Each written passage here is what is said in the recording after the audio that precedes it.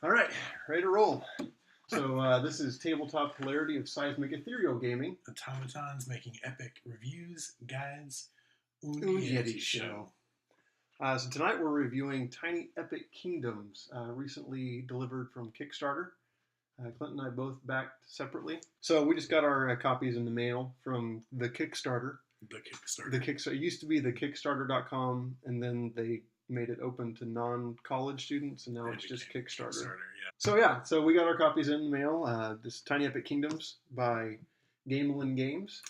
Huge kickstart on this. Something like 9,000 backers for $285,000. Unbelievable. Just exploded. Tiny Epic Kingdom is a 4X game, which I just learned what that is. Explore, expand, exploit, and exterminate. It's a fantastic design by Scott Holmes.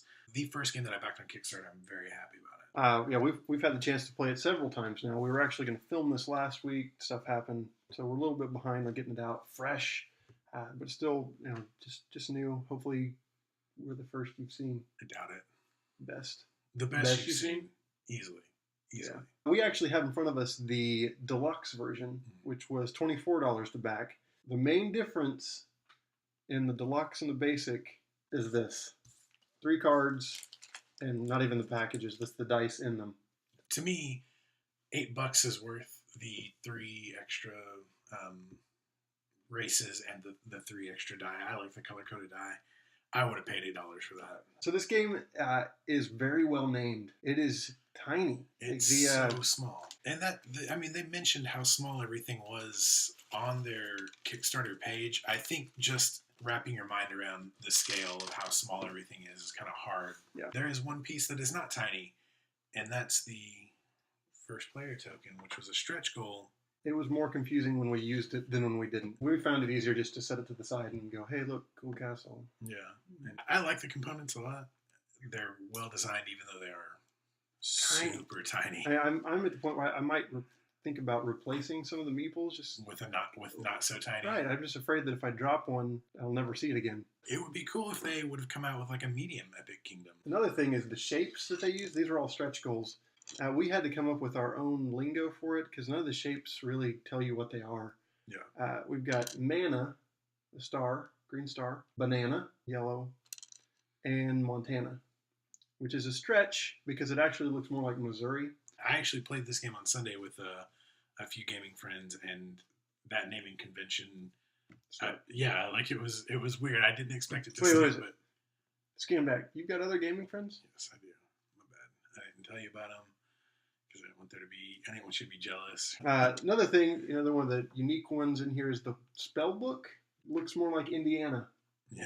And it looks like Indiana, which also rhymes too. So Mana, banana, Montana, Indiana. So you have a territory in front of you. It's got land on it, regions on it, and it's kind of worker placement to get resources.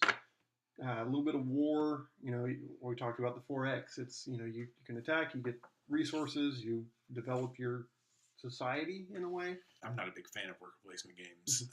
This one feels different though. What really changes it for me from the worker placement is the action track. This is a really unique, it's probably not unique. To me, it's unique. I really like the action track where you pick what you're going to do for your turn, and then the other person gets to do it as well. Or they can choose to take resources. Montanas, yeah. That's a great element, and really probably what sets this game apart for me, because the worker placement, it's not my favorite worker placement game. For strategic battles and things like that, not my favorite. In fact, most of the time when we played, we don't even battle. I played the orcs, which are made for battle, and I just could not find a way to make war feasible. Yeah. And you beat me by 1 point in that game. Yeah. Hey, Deadpool. I just saw your Deadpool magnet. That's cool. Thanks. Nerd cred. The rule book is really well laid out. It's simple. It took one read through. I really like this element of the race card is the track around the card to keep track of your resources. I think is really neat. And another game does it similarly. The next game we're going to review is Euphoria by Stonemeyer Games, and they have a similar method. I really enjoyed the first 2 times I played, and I've had trouble recapturing that enjoyment. The next 2 times I played, I was teaching it to people each time, and so I've never really got to just play.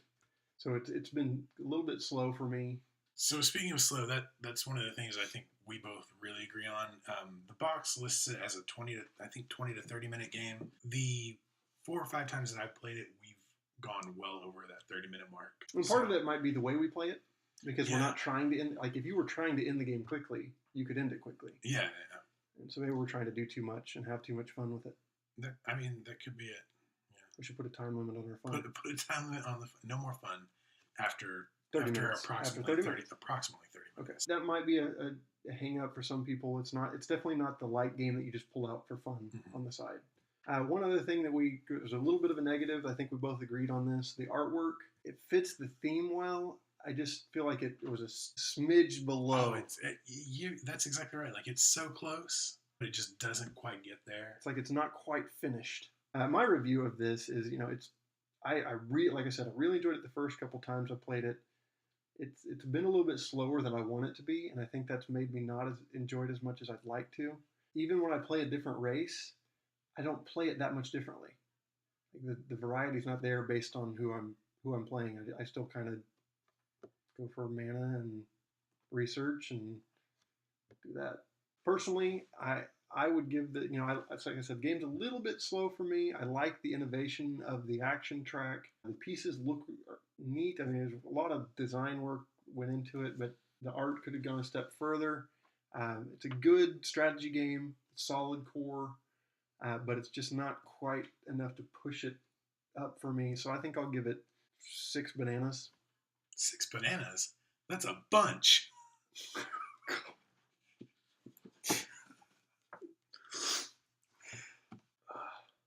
Let's go with it. So I really have enjoyed this game every time I played.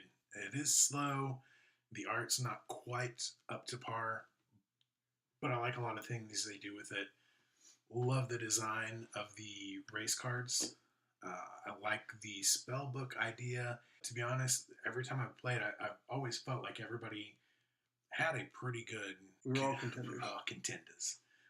You did not sound like that. Brando. Who's been a contender? That's pretty good. That's not bad. That's like God. Yeah, that's not bad. Yeah, it was more like Godfather than on the waterfront. The games that I played have been decided between first and second by 1 point every time. So I think that really kind of lends to how... My wife beat me by 5. Wow, really? Yeah. Well, you suck at this game. So there are a lot of ways to get points without being overly confusing. And I like the war. I like the war element to it. I like the design of the war element. For this game, I would probably go with a 8 out of a D12. D12. I really do enjoy this game, and I think I'm going to enjoy it more as we go along. I mentioned King of Tokyo in the last video. I will mention King of Tokyo in this video to say that if you play this game like you play King of Tokyo, which is just all out, go for it, because it's the only way to play King of Tokyo. If you're playing it any other way, you're playing it wrong. Yeah, kill. I think if we play this game like that, with that mindset, I think the fun level would factor, be raised. yeah, the fun factor goes way up that way. Just go for it. So, what you've all been waiting for, it's time for the Yeti score. Indeed. There's been a lot of questions regarding the Yeti score, so just put it on the table. It's out of 5 possible Yetis. Just like Yoda, size matters not. Which keep that in mind as we give the score for this one, because this game we're giving a score of 3 tiny epic Yetis. So that's 3 little tiny epic but Yetis. They're epic. Yeah. Tiny but epic. Tiny but epic. Yeah. So we'll probably these you see them here, tiny but the majesty glowing around them. Yeah. That's impressive. Epic. I can't stop staring at it. Tabletop hilarity. Seismic Ethereal Gaming. Automatons making epic reviews. Guides. Yeti Show. Very NPR.